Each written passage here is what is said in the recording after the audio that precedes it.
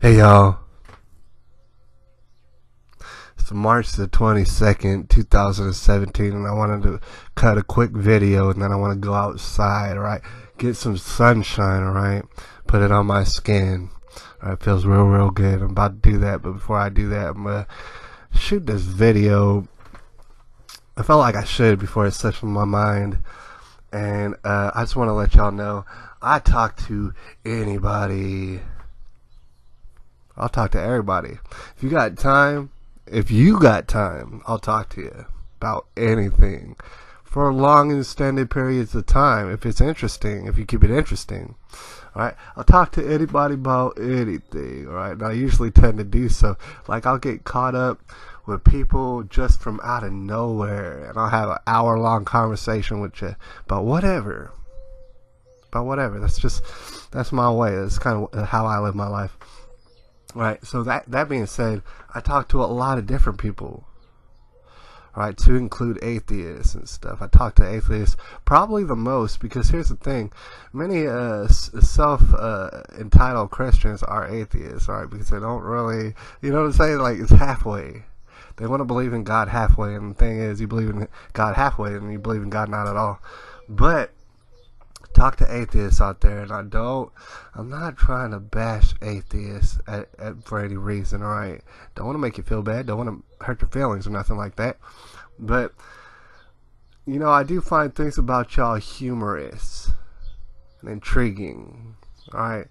For the most part, you know, a lot of times atheists will, you know, they'll talk to me about, you know, their concerns and things, what, you know, ticks them off about this and that. You know, lots of times that tends to be what atheists like to talk about. Like, for example, you know, atheists, they don't have a God to believe in necessarily, or they have some sort of ambiguous God that they can't really define in any way. So what they'll do most of the time is they'll believe in humanity, alright? Which is, in a sense, that's real good. But in a sense, it's not real good. It won't get you nowhere. Because the problem is that you can tell by looking at humans that we're just packed to the brim with potential. All sort of potential. All sort of it. Alright?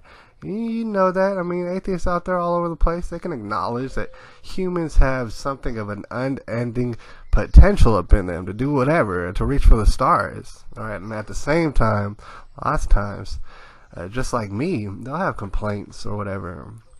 They'll see humans maybe doing bad things. They'll see humans going against logic. They'll see humans putting other humans at risk simply for their own selfish desires and things of that nature. And they'll look at humans and they'll be like, gosh dang it, these dang humans, they tick me off, alright, these humans. That's what they'll say.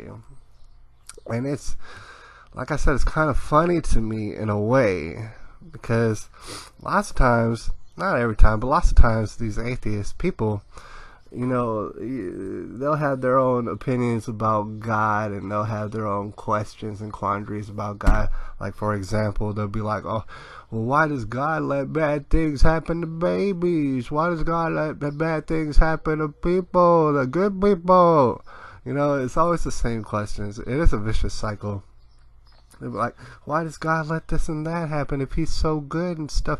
Why does he let the bad stuff happen then? I can't believe in him. And the thing, like I said, it is a vicious cycle. And what's weird about that is the atheist kind of takes the perspective of God himself in a way. You understand? Because the atheist sees humans for their unending ocean of potential.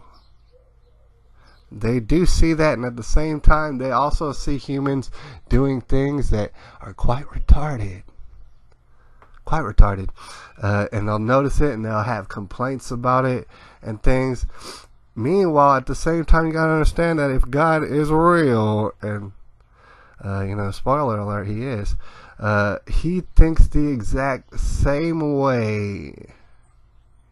He sees humans, he sees their potential, he sees how they're messing up, and therefore he has to do something about it, alright? I don't like to see little babies die. I don't like to see children go homeless in the street and stuff like that. I don't like to see all this calamity around my life, around other people's lives and stuff, all this carnage. I don't like to see it. But something needed to be done, didn't it? Something needed to be done, didn't it? I mean, you can't just let it keep going. If you put yourself in the shoes of God, you can't just let people be savage barbarians and say, oh, those cute, adorable people, they'll learn one day. Oh, I'm sure they'll learn on their own and stuff, and they don't need discipline from me. I'll just let them go and do whatever. Burn the place down if they want. All right? God can't have that, all right? Because he does believe in the potential of human beings. However, to believe solely in humanity, to cut God out of the picture altogether and just only believe in humanity, I believe you're going to find yourself in this vicious cycle of why does this happen? Why are these people doing that? Well, how come? Why are they doing that? That's not good. It's not good for them. Yeah, no, it's not good for them. You know what's good for them? Doing the right thing, doing the righteous thing.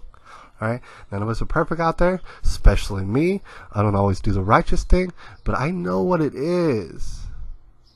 I'm aware that there is a righteous way to do stuff, and I'm aware that every other way to do things is stupid and retarded and suicidal in nature. Alright, inevitably this string is going to lead to a sweater, you guys. It is the tribulation. I don't mean to scare you by saying that, but it is a tribulation. It's also the Renaissance. And I'll holler at y'all. It's March the 22nd, 2017.